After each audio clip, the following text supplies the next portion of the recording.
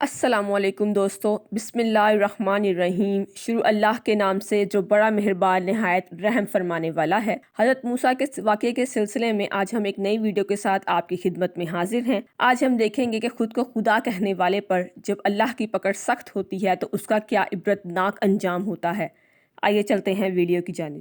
اللہ رب العزت نے جب حضرت موسیٰ کی دعا پر قوم فرعون پر مختلف عذاب نازل فرمائے تاکہ وہ غفلت سے بیدار ہو کر اپنی اصلاح کر سکیں، مگر وہ پھر بھی بیدار نہ ہوئے اور ظلم و زیادتی میں مصروف رہے۔ اللہ رب العزت نے حضرت موسیٰ کو حکم دیا کہ آپ بنی اسرائیل کو لے کر مصر سے نکل جائیں اور اپنے باپ دادا کی سرزمین فلسطین یا کنعان چلے جائیں۔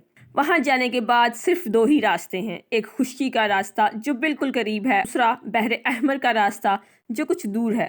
اللہ کی مصلحت کا تقاضا یہی تھا کہ بنی اسرائیل خشکی کا راستہ چھوڑ کر دریائی راستہ اختیار کریں۔ حضرت موسیٰ اور ہارون بنی اسرائیل کو ساتھ لے کر راتوں رات بحر احمر کے راستے سے اتنی جلدی روانہ ہوئے کہ بنی اسرائیل کی عورتوں نے قبطی عورتوں سے جو زیورات عارتاً لیے تھے وہ بھی واپس نہ کر سکے۔ جیسے ہی فرعون کو بنی اسرائیل کے مصر سے روانہ ہونے کی اطلاع ملی، اس نے فوراً اپنی فوج کو ساتھ لے کر ان کا تعاقب کیا اور صبح ہونے سے پہلے ان کے قریب جا پہنچا۔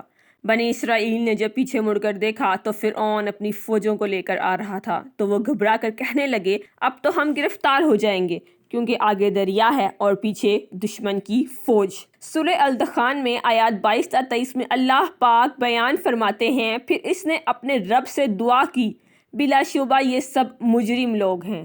ہم نے اس رسول سے کہا کہ راتوں رات میرے بندوں کو لے کر نکل جاؤ، یقیناً تمہارا پیچھا کیا جائے گا اور دریا کو ٹھہرا ہوا چھوڑ دو۔ اس کے علاوہ سورہ الشورى آیات 52 تا 62 میں اللہ پاک ارشاد فرماتے ہیں، اور ہم نے موسیٰ کو وحی کی کہ راتوں رات میرے بندوں کو لے کر یہاں سے نکل جاؤ، بلا شبہ تمہارا پیچھا کیا جائے گا۔ پھر فرعون نے تعاقب کے لیے شہروں میں اہلکار بھیج دیے اور کہلا بھیجا کہ بے شک یہ بنی اسرائیل تھوڑے لوگوں کا گروہ ہے، اور بلا شبہ یہ بنی اسرائیل ہمیں بہت غصہ دلا رہے ہیں، اور یقیناً ہم ایک چوکس اور ہوشیار جماعت ہیں۔ آخرکار ہم نے انہیں فرعونیوں کو باغات اور چشموں سے نکال باہر کیا اور خزانوں اور اچھے اچھے مقامات سے بھی محروم کر دیا۔ اس طرح ہم نے بنی اسرائیل کو ان چیزوں کا وارث بنا دیا۔ بس وہ فرعونی سورج نکلتے ہی ان کے تعاقب میں نکلے۔ پھر جب دونوں جماعتوں نے ایک دوسرے کو دیکھا تو موسیٰ کے ساتھیوں نے کہا، یقیناً اب تو ہم پکڑ لیے گئے۔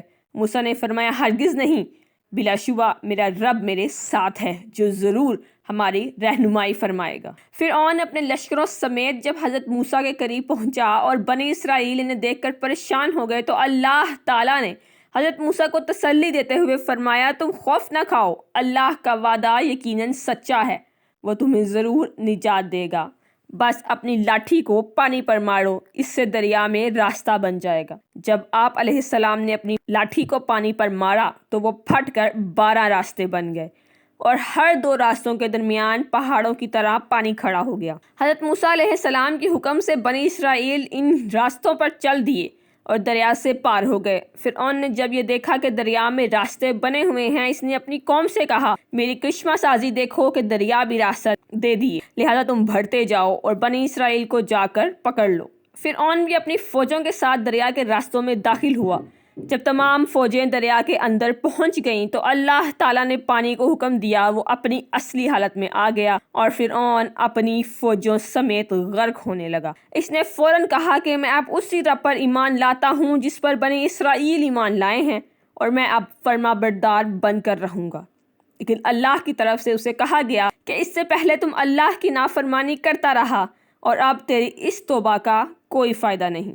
سورہ الشورى کی آیات 63 تا 68 میں اللہ تعالیٰ ارشاد فرماتے ہیں، پھر ہم نے موسیٰ کی طرف وحی کی کہ اپنی لاٹھی دریا پر مارو، اسی وقت دریا پھٹ گیا اور پانی کا ہر حصہ بڑے پہاڑوں کی طرح ہو گیا، اور اسی جگہ ہم دوسرے گروہ کو بھی قریب لے آئے اور ہم نے موسیٰ اور جو ان پر ایمان لائے تھے سب کو بچا لیا، پھر ہم نے دوسرے گروہ کو غرق کر دیا۔ بلا شبہ اس واقعے میں بڑی عبرت ہے، لیکن ان میں سے اکثر لوگ ایمان والے نہیں، اور بلا شبہ آپ کا رب ہر چیز پر غالب بے حد رحم کرنے والا ہے۔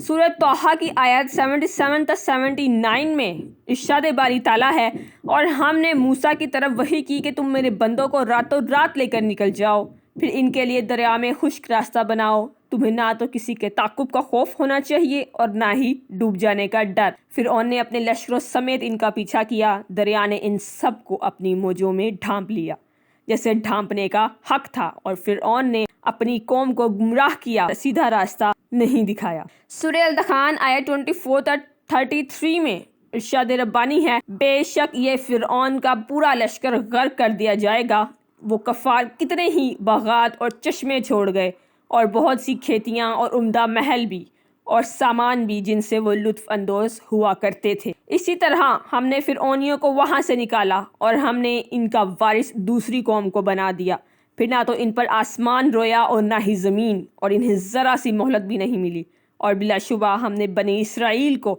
رسوا کرنے والے عذاب سے نجات عطا فرمائی، یعنی فرعون سے۔